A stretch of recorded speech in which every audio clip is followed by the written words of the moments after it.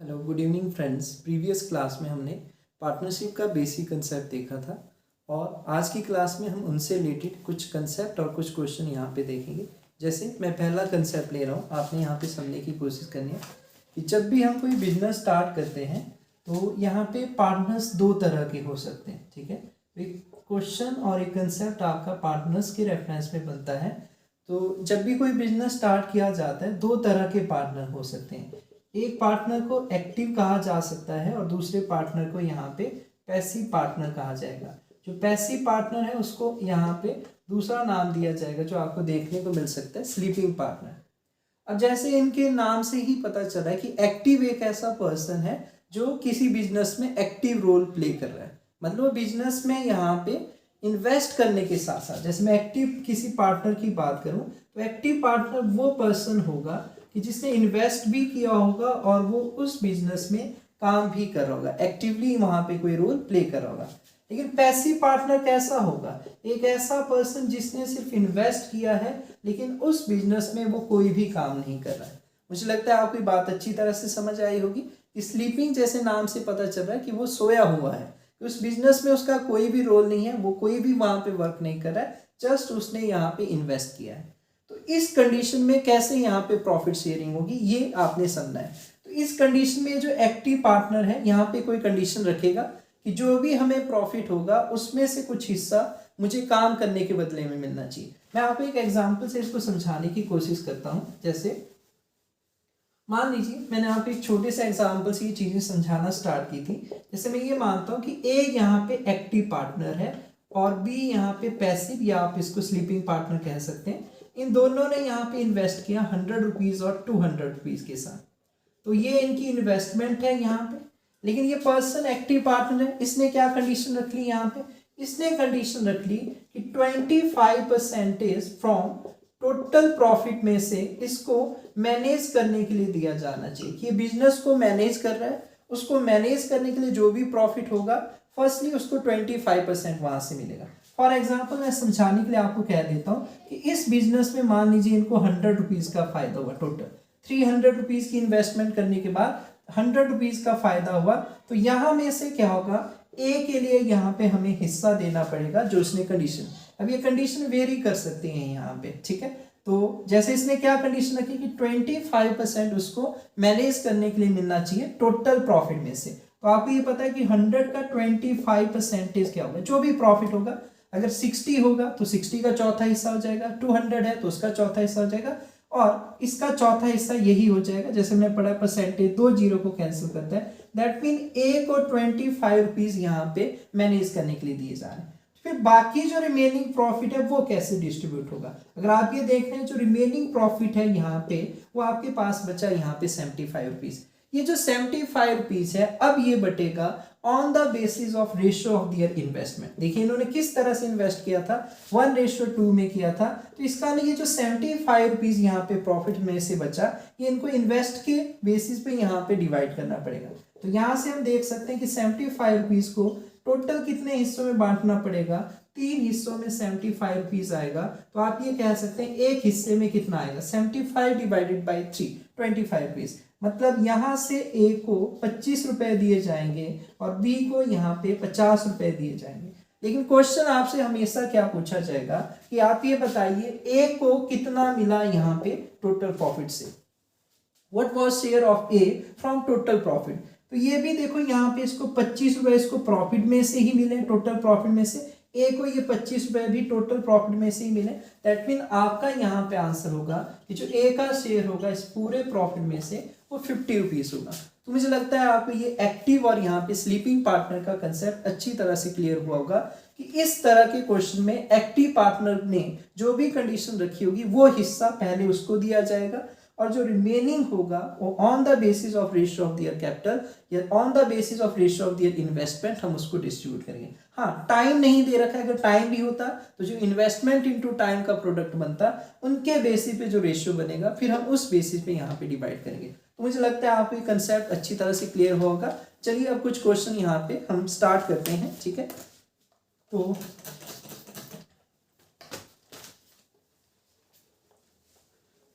मैं first question यहाँ पे पिक कर रहा हूँ।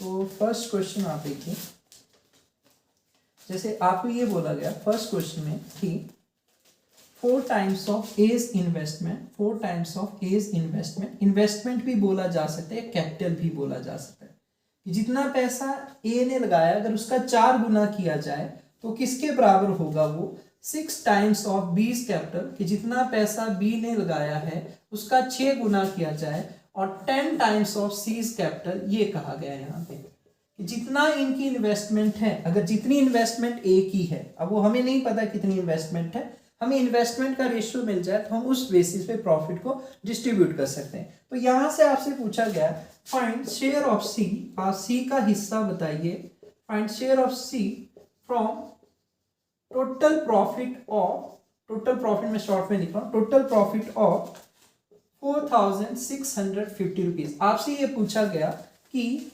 अगर पूरा प्रॉफिट 4650 इनको हुआ है तो आप ये बताइए किस तरह से यहाँ पे प्रॉफिट को डिस्ट्रीब्यूट करेंगे, और वहां से आपसे पूछा गया कि आप सी का हिस्सा बताइए। तो इस क्वेश्चन में आपको इन्वेस्टमेंट नहीं पता है, इनका एक रेशियो दे रखा है, इस तरह का कंसेप्ट आपने रेशियो में पढ़ा था, मैंने आपको समझाया था कि 4 times of A, 6 times of B, 10 times of C. यहाँ पे अगर आप देखें तो हमने कहा था हम अपनी मर्जी से कोई भी वैल्यू यहाँ पे रख सकते हैं, आप इनकी इन्वेस्टमेंट नहीं बताई गई है, और यहाँ पे जो डिपेंड करेगा प्रॉफिट का रेशियो वो इनके इन्वेस्टमेंट के रेशियो के ऊपर डिपेंड करेगा। अगर हम यहाँ से इन्वेस्टमेंट का रेशियो बता सकते हैं तो इजीली हमारा आंसर आएगा। तो क्या रखना चाहिए मुझे यहाँ पे कोई वैल्यू, तो यहाँ पे कुछ बच्चे गड़बड़ करेंगे कि ABC की इन्वेस्टमेंट का रेशियो 2:3:5 करेंगे, इसको छोटा करने के बाद, तो ये कभी नहीं होगा क्योंकि वो गड़बड़ हो जाएगा। A2 रखेंगे तो ये 8 बनेगा, B3 रखेंगे तो 18 बनेगा, जो गलत आंसर होगा। तो इस कंडीशन में मैंने आपको रेशियो में बताया था, या तो आप इसको 1 के बराबर रख लो या तो इनके एलसीएम, एलसीएम ज्यादा सही रहेगा। 4, 6, 10 इन सबके टेबल में क्या आता है 60।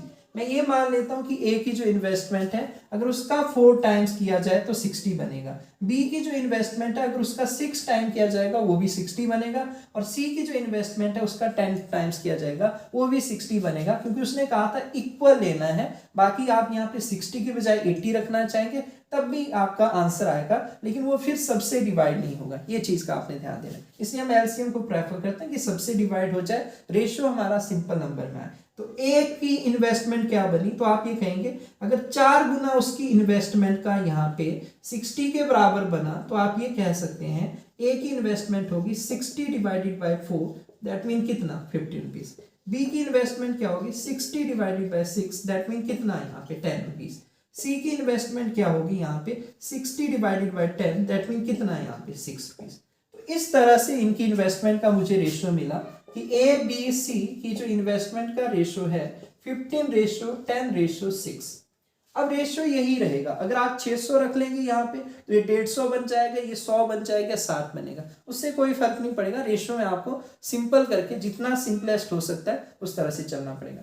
तो टोटल यहाँ पे आपके पार्ट्स कितने बने, देखिए प्रॉफिट कितने हिस्सों में बटेगा, 15 हिस्से ए को, 10 हिस्से बी को, और 6 हिस्से यहाँ पे सी को दिए जाएंगे। टोटल कितने पार्ट्स बने 15, 10, 25 और 6, यहाँ पे 31 पार्ट में आपके पास 4650 रुपीज डिस्ट्रीब्यूट होगा। तो 1 पार्ट में कितना आएगा, इसको आपको डिवाइड करना पड़ेगा 31 से, 31 बन जा 31 होता है, 15 यहाँ पे बचेगा, 155 बनेगा, 155 बनेगा, 31 गुना 5 155 होता है। एक हिस्से में 150 रुपए आया है, तो इसका हिस्सा पूछा है हमसे सिर्फ यहाँ पे 150 गुना 6 हम कहेंगे। तो मुझे लगता है आपकी बात अच्छी तरह से समझ आई होगी कि इस 4650 रुपए के प्रॉफिट में से जो सी का हिस्सा है वो 900 रुपए।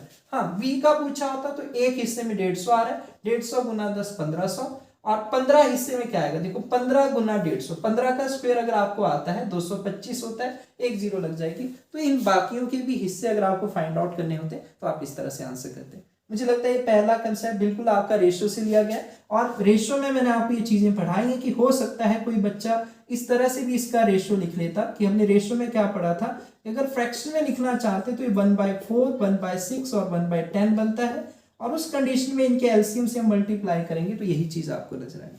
मुझे लगता है पहला कंसेप्ट आपको क्लियर हुआ होगा। सेकंड क्वेश्चन की तरफ हम चलेंगे अभी। तो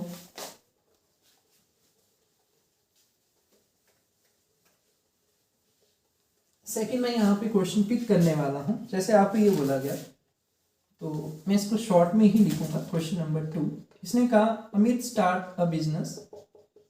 अमित ने स्टार्ट किया है किसी बिजनेस को, तो कितने रुपीस के साथ स्टार्ट किया? ये कहा गया कि उसने 25,000 रुपीज के साथ यहाँ पे स्टार्ट किया।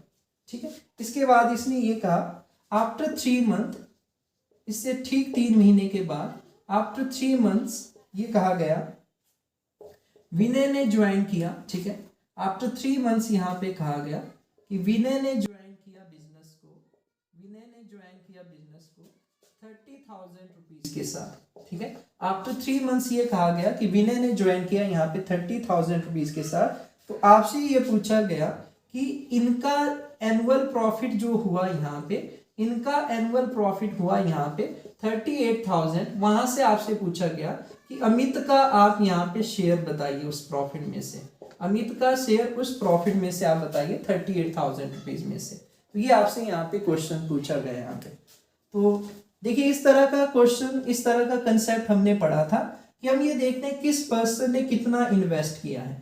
अगर आप ये देखते हैं यहाँ पे कि अमित ने कितना इन्वेस्ट किया है, तो आप ये देख पा रहे हैं कि अमित ने यहाँ पे इन्वेस्ट किया और इसने स्टार्ट किया है कि बिल्कुल स्टार्टिंग से इसने बिजनेस ज्वाइन किया 25,000 रुपीज के साथ।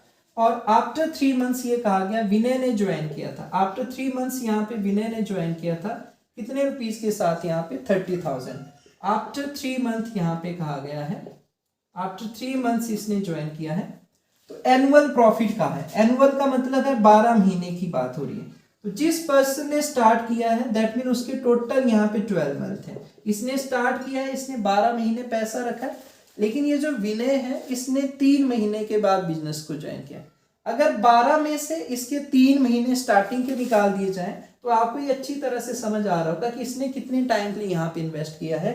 इसने अपना पैसा रखा है 9 महीने के लिए। मैंने आपको ये समझाया था कि अगर विड्रॉ और इन्वेस्टमेंट नहीं होती है तो आप डायरेक्टली भी इनका रेशियो करके आंसर कर सकते हैं। जैसे हो सकता है आपको लग रहा होगा यहाँ पे 5,000 कॉमन फैक्टर है, वो यहाँ पे भी आपको कैंसिल होता नजर आएगा। इस कंडीशन में हमने कहा था कि जब टाइम अलग होता है, इन्वेस्टमेंट अलग होती है, तो इनके प्रोडक्ट के ऊपर इनका प्रॉफिट का रेशियो डिपेंड करेगा यहाँ पे। तो प्रॉफिट का रेशियो यहाँ पे इनकी इन्वेस्टमेंट इनटू टाइम, तो देखिए 25,000 गुना 12 बना, और यहाँ पे क्या बनेगा विनय के लिए, क्या बनेगा 30,000 गुना 9, क्योंकि इसने स्टार्टिंग से 3 महीने के बाद बिजनेस ज्वाइन किया था और 1 साल के बाद प्रॉफिट बांटा है। तो स्टार्टिंग के 3 महीने निकाल दिए जाए तो टोटल 9th मंथ रहेगा, 9 मंथ यहाँ पे रहेंगे। देखिए ये 30 आपने कैंसिल की, 5 के टेबल में आएगा, यहाँ पे 5 आ जाएगा, यहाँ पे क्या आ जाएगा 6, तो यहाँ पे 6 से कैंसिल किया, यहाँ पे 2 आ गया। अब कुछ भी कैंसिल नहीं होगा, 5 2 10 होगा और 1 9 9। दैट मीन टोटल ये जो 38,000 है कितने हिस्सों में यहाँ पे डिस्ट्रीब्यूट होगा? ये जो 38,000 रुपए का यहाँ पे फायदा हुआ था टोटल 19 हिस्सों में यहाँ पे बटेगा, जिसमें से अमित का हिस्सा आपसे पूछा गया है, तो अमित के 10 हिस्से उनका आंसर करना है। तो आपकी बात अच्छी तरह से समझ आ रही है। एक हिस्से में कितना आएगा 38,000 बटे 19, यहाँ पे आप कह सकते हैं 2,000। मुझे लगता है आपकी बात समझ आई होगी। तो अमित के यहाँ पे 10 हिस्से थे, 2,000 गुना 10 हो जाएगा, तो आप यहाँ पे कह पाएंगे कि हाँ अमित का जो यहाँ पे शेयर था पूरे प्रॉफिट में से वो 20,000। बाकी आप इन चीजों को छोटा कर सकते हैं। जैसे मैंने आपको क्या समझा रहा हूं यहाँ पे कि मैंने आपको ये बताया था कि अगर कहीं पे भी विड्रॉ और इन्वेस्टमेंट नहीं हो रही है बाद में, तो आपको पता है कि डायरेक्टली प्रोडक्ट होता है, तो उस कंडीशन में आप इनको पहले से ही छोटा करके चल सकते हैं। देखिए ये कैंसिल किया, 5 के टेबल में आता है तो 5:6 में आप इसको कह सकते थे। इसको आप 3 से कैंसिल करेंगे तो यहाँ पे आपको 4 आएगा नजर और यहाँ पे 3, तो शॉर्ट बन जाता कि 20:18 बन जाता और बाद में आप इसको इजीली कहते 10:9। ये तभी चल सकता है कि बाद में इनिशियल इन्वेस्टमेंट के बाद कुछ भी चेंजेस ना हो रहे होंगे, उस कंडीशन में आप ऐसे कर सकते हैं। तो मुझे लगता है आपको ये क्वेश्चन समझ आया होगा। चलिए नेक्स्ट क्वेश्चन देखते हैं हम अब यहाँ पे। थर्ड क्वेश्चन मैं अब यहाँ पे पिक करने वाला हूँ।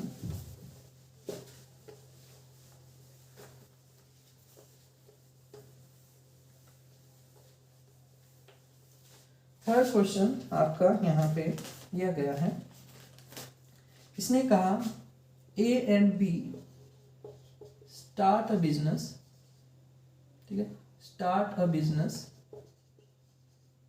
Bye 1,500 rupees, 1,500 rupees and 2,000 rupees, ठीक है, अब इसने कहा आफ्टर 4 मंथ, इन्होंने स्टार्ट किया और आफ्टर 4 मंथ्स ये कहा गया, after 4 months C also join, ये कहा गया C also join, after 4 months C also join with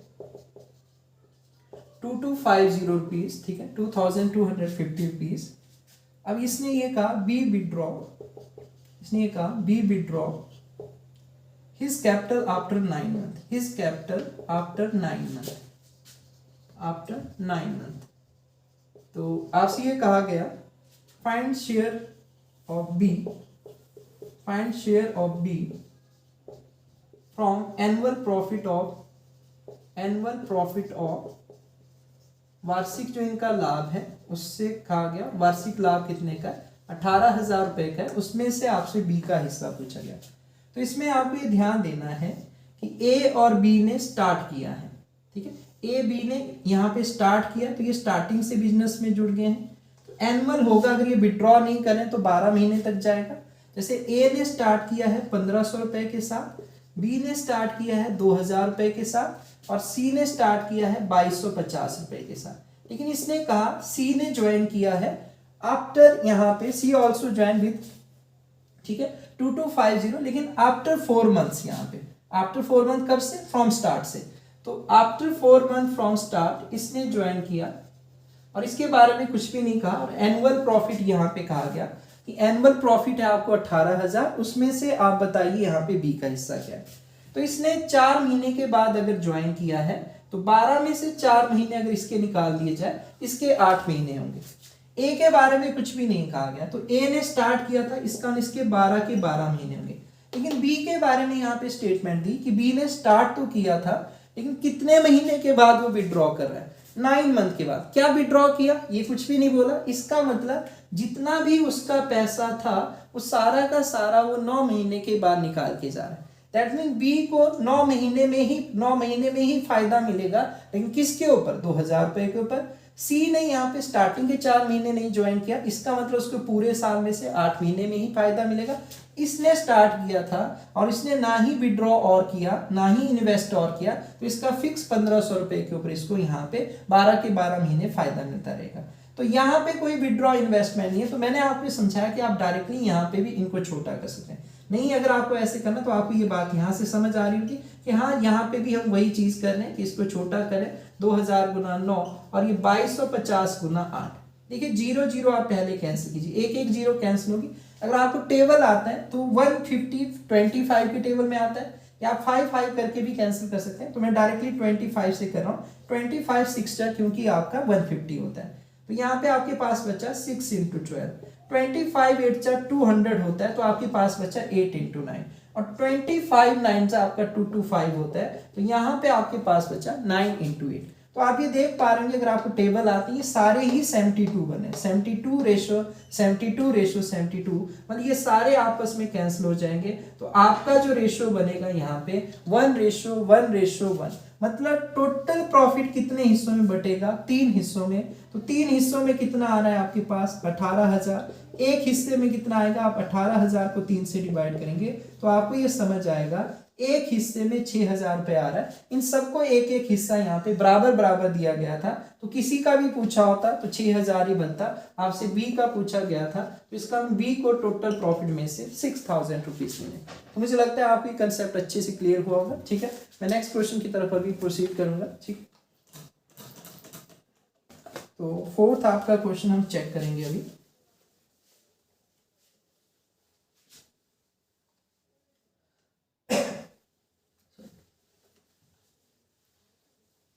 ठीक है, 4th आपको क्वेश्चन ये कहा गया कि ए ने एक बिजनेस को स्टार्ट किया, ए ने एक स्टार्ट किया बिजनेस, स्टार्टेड अ बिजनेस, और ये कहा गया कि ए ने इसको 450 रुपीज के साथ स्टार्ट किया। B joined after some time, B joined after some month, लेकिन वो हमें नहीं बताया कितने मंथ के बाद उसने ज्वाइन किया, विथ 300 रुपीज, कि उसने 300 रुपीज के साथ यहाँ पे कुछ महीने के बाद ज्वाइन किया। और ये कहा गया कि उन्होंने अपने एनुअल प्रॉफिट को बांटा यहाँ पे 2:1 में। एनुअल प्रॉफिट को ए और बी ने 2:1 में बांटा, ठीक है, रिस्पेक्टिवली। अब आपसे ये पूछा गया find after how much time from start, find after how much time from start, find after how much time from start B join the business, start B join the business, ये कहा गया B join the business, ये आपसे question यहाँ पे पूछा गया, ठीक है। तो देखिए इस तरह का कंसेप्ट मैंने आपको प्रीवियस क्लास में समझाया था, और इस क्वेश्चन को हम कैसे चेक करेंगे, ठीक है, ध्यान दीजिए।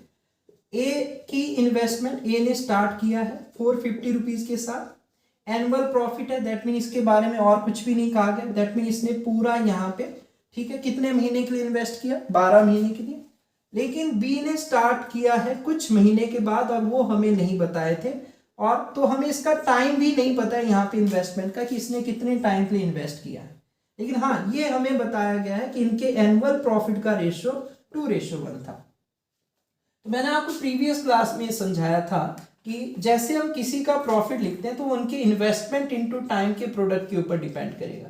अगर आप ये देखते हैं कि ए का प्रॉफिट और बी के प्रॉफिट का क्या रेशियो होगा, अगर आप ये कहना चाहेंगे यहाँ पे, तो आपको पता है कि ए की इन्वेस्टमेंट क्या होगी, 450, कितने महीने के लिए उसने इन्वेस्ट किया, 12 महीने के लिए।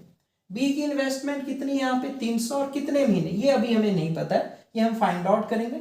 और इस प्रॉफिट को उन्होंने 2:1 में बांटा था, ये हमें गिवन है। तो हम यहाँ पे शॉर्ट करने पे जाते हैं। देखिए 15 के टेबल में आता है, इधर 3 आएगा, इधर 2 से कैंसिल किया, इधर 6 आएगा, 2 से हम न्यूमरेटर से न्यूमरेटर कैंसिल कर सकते हैं 3, तो आपके पास यहाँ पे बचा 9/x और ये 1/1। इसका मतलब ये है कि यहाँ पे बी ने कितने टाइम के लिए इन्वेस्ट किया है, बी ने यहाँ पे इन्वेस्ट किया है 9 मंथ के लिए।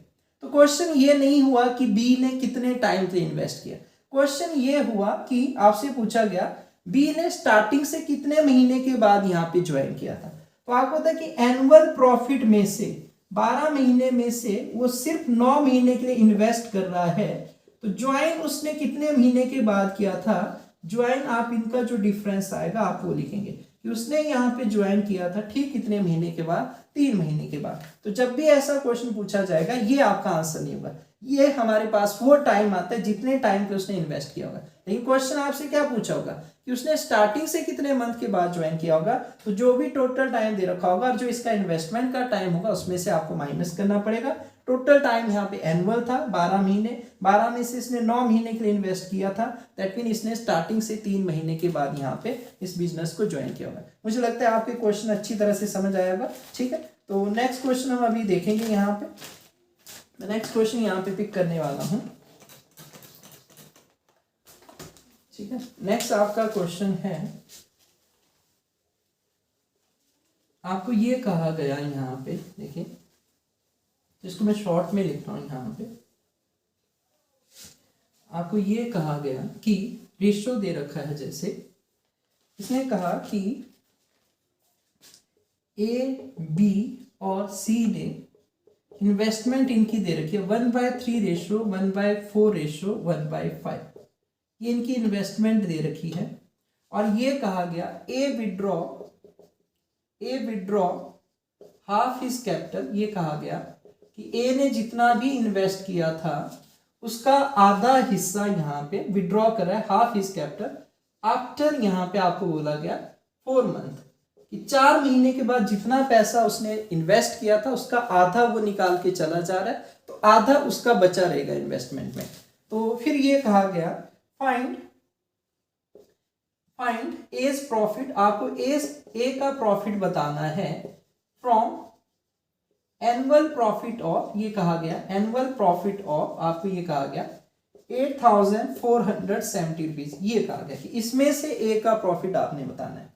इन्होंने स्टार्ट किया, तीनों ने एक साथ इन्वेस्ट किया, किस तरह से इन्वेस्ट किया, 1/3 रेशियो, 1/4 रेशियो, 1/5, और उसमें से क्या कर रहा है, ए ही एक ऐसा पर्सन है जो अपनी इन्वेस्टमेंट को 4 महीने के बाद आधा करे, बाकी पर्सन कोई भी चेंज नहीं करे, मतलब उनको स्टार्टिंग की वैल्यू के ऊपर ही प्रॉफिट मिलता रहेगा। लेकिन ये वैल्यू मैं आसान कर सकता हूँ, ये वैल्यू हमें नहीं दे रखा है, हम अपनी मर्जी से कुछ भी मान सकते हैं। तो कुछ भी मानने के लिए क्या सही रहेगा, इनका एलसीएम, जैसे कॉमन कुछ भी नहीं है तो इनका एलसीएम 3 × 4 × 5 मतलब 60 बन जाएगा, 3 4 जाए यहाँ पे 12, 12 5 जा 60। तो हम रेशो के किसी भी टर्म को मतलब किसी भी नंबर से मल्टीप्लाई और डिवाइड कर सकते हैं, उससे रेशो का स्ट्रक्चर चेंज नहीं होगा। जब मैं इसको 60 से इसको मल्टीप्लाई करूंगा तो आपके पास बचेगा 20। जब मैं इसको 1/4 से मल्टीप्लाई करूंगा 4 कैंसिल हो जाएगा, आपके पास बचेगा 15। जब मैं 5 इससे 1/5 से मल्टीप्लाई करूंगा 60 की तो आपके पास बचेगा 3 4 जा 12। अब क्योंकि इन्वेस्टमेंट आपको नहीं दे रखी है तो मैं यही कंसीडर कर लेता हूं कि ए की इन्वेस्टमेंट 20 रुपीज है, बी की इन्वेस्टमेंट यहाँ पे 15 रुपीज ले लेते हैं, रेशियो यही रहेगा, और सी की इन्वेस्टमेंट को हम यहाँ पे 12 रुपीज। अब इनके बारे में कुछ भी नहीं कहा गया, एनुअल प्रॉफिट की बात की, मतलब इन्होंने ना विड्रॉ किया ना इन्वेस्टमेंट किया, तो 12 के 12 महीने इनको इसी के ऊपर फायदा मिलता रहेगा। यहाँ पे भी सी को 12 के 12 महीने इसी के ऊपर फायदा मिलता रहेगा, लेकिन ए को यहाँ पे फायदा 20 रुपीज के ऊपर मिलेगा। कितने महीने के लिए? 4 महीने के लिए, क्योंकि 4 महीने के बाद वो आधा पैसा अपना कम कर देगा, तो उसका 4 महीने का इन्वेस्टमेंट इनटू टाइम का समअप क्या बना? 24 जा 80। अब इसने कहा था 4 महीने के बाद ये अपनी इन्वेस्टमेंट को आधा कम कर दे रहा है, आधा विड्रॉ कर दिया। 20 का आधा कितना होता है? 10। अगर 20 में से 10 निकाल के चला गया तो 10 रुपए अब उसकी इन्वेस्टमेंट बची, लेकिन पूरे साल के अभी कितने महीने हुए थे? 4 महीने। 8 महीनों में उसको 10 रुपए को फायदा मिलता रहेगा, तो 10 8 से आप ये कह पाएंगे कितने उसके इन्वेस्टमेंट इनटू टाइम का समअप 8 महीनों के लिए क्या बनेगा? 80। तो आप ये कह पाएंगे पूरी इन्वेस्टमेंट यहाँ पे क्या बनेगी इसकी? एनुअल 80 कितना बच जाएगा? 160। मुझे लगता है आपको पॉइंट क्लियर हुआ होगा। जितने टाइम की बात होती है हमें उसका रेशियो लेना पड़ेगा। यहाँ पे आप ये देखिए, यहाँ पे इनकी इन्वेस्टमेंट क्या बनी? बी की, क्योंकि इसका थ्रू आउट टाइम वही रहता तो सीधा प्रोडक्ट हो जाएगा। 15 को हम 12 बार नहीं जोड़ेंगे, 15 गुना 12 सीधा कहेंगे 180। इन्वेस्टमेंट इनटू टाइम का प्रोडक्ट। आप यहाँ पे कहेंगे 12 गुना 12 कितना होगा? 144। तो अगर मैं इनका यहाँ पे बोलूं कि जो प्रॉफिट का रेशियो बटने का इनका आएगा, वो यहाँ से रेशियो मुझे मिल रहा है 160 रेशियो 180 रेशियो 144। 4 के टेबल में आते हैं सारे। अगर आप कॉमन फैक्टर लेंगे, ये 40 आएगा, ये 45 आएगा और ये 36। हमसे ये पूछा गया है कि 8,470 रुपए का यहाँ पे प्रॉफिट हुआ है इनको टोटल, उसमें से आपको ए का हिस्सा बताना है। तो मैं यहाँ से आपको ये समझा सकता हूँ कि देखिए टोटल कितने हिस्सों में बटेगा? 40 45 36। आप ऐड करेंगे 85 प्लस 6 यहाँ पे 91 प्लस 30 121 पार्ट में आपके पास 8,470 रुपीज बटेगा। तो आपके पास 1 पार्ट में कितना आएगा? 8470 को 121 से डिवाइड करेंगे। 11 का स्क्वायर होता है 121, 11 से कैंसिल किया, 11 7 जा 77, 7 बचेगा 77 बनेगा, 11 7 जा यहाँ पे 77 और आपके पास 0। अगेन हमने 11 से कैंसिल किया, 11 7 जा 77, तो एक हिस्से में आपके पास यहाँ पे 70 रुपीज आ रहा है। तो आपसे ए का हिस्सा पूछा गया कि 8,470 रुपए में से ए को क्या प्रॉफिट मिलेगा, तो आप कहेंगे 40 इंटू 70, तो 2,250 रुपए ए को मिलेगा। अगर आपसे बी का पूछा होता तो आप 45 इंटू 70 करते, 45 7 से आपका 315 होता है, 3150 बनता। और अगर सी का पूछा होता तो आप 36 इंटू 70 करेंगे, 36 7 से आपका 252 होता है। तो इस तरह से इन बाकियों का प्रॉफिट आना। मुझे लगता है आपको ये कंसेप्ट समझ आएगा। मैं आपको प्रीवियस क्लास में समझा चुका हूँ कि जितने टाइम का हमसे कहा जाता है हम उतने टाइम के यहाँ पे इन्वेस्टमेंट इनटू टाइम का समअप करते हैं। इनकी investment through out the time एक जैसे रहती है। तो मंथ वाइज अगर मैं जाऊंगा 15 हर महीने चलेगा, 15 गुना 12 180 होगा। इनका 12 महीने के लिए चलेगा 144। इसका स्टार्टिंग के 4 महीने के लिए 20 के लिए ऊपर फायदा मिला, लेकिन आधा विड्रॉ करने के बाद इसको 5वें महीने से 10 रुपए के ऊपर फायदा मिलना स्टार्ट होगा। यही हमने इन शॉर्टली यहाँ पे समझा। तो आज की क्लास में हम इतना ही रखेंगे। चलिए नेक्स्ट क्लास में हम कुछ और नए कंसेप्ट देखेंगे। चलिए, थैंक यू।